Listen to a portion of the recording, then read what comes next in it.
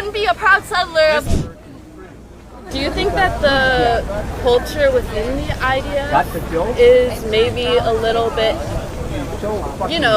it dehumanizes Palestinians? So I served in Gaza. I was in Gaza. I've served during the war for 2 months. Okay. I came back at the end of January. Personally, my experience is I had to put my life on the line in order to protect Palestinians in my time in Gaza. Protect Palestinians. Okay, what you don't understand and what people don't see in the news is that the Israeli army has done more to protect Palestinians than any other group in the entire world. Egypt borders Gaza. They didn't take in a single Palestinian refugee.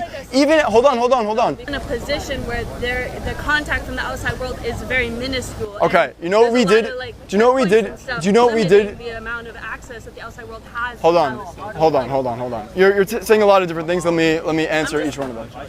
One, we have done more than anybody. What do I mean by that? We've dropped millions of leaflets. I myself escorted tens of thousands of Palestinians at the expense of my own life in order to make sure that they're okay, right? To make sure that they get from the danger zone to the safe zone.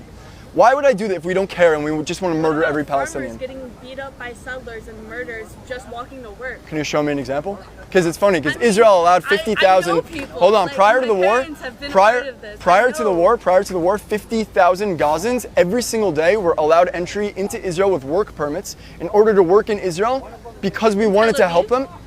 Anywhere in Israel. Because we wanted to help. Do you understand how Gaza started? Why there is a border wall around Gaza? Do you know when that began?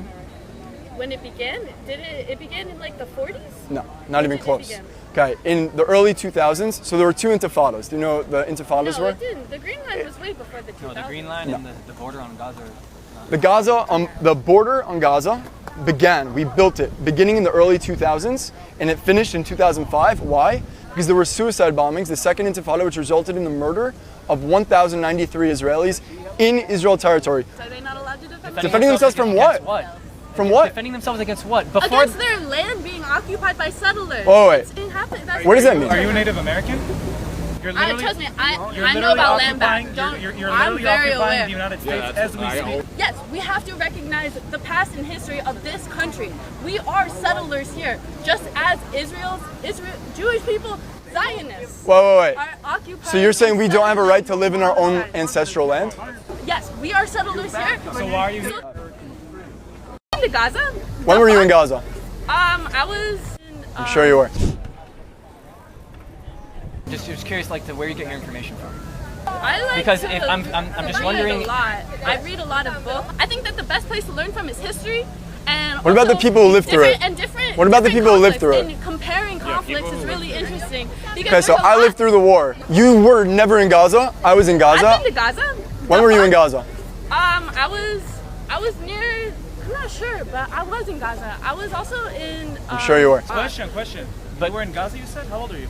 I'm 20. 20. Both of my parents are blacklisted. I haven't been there for many years. So when were you there? I'm not allowed back. When were you there? When I was a baby. I was. So how many years ago, approximately?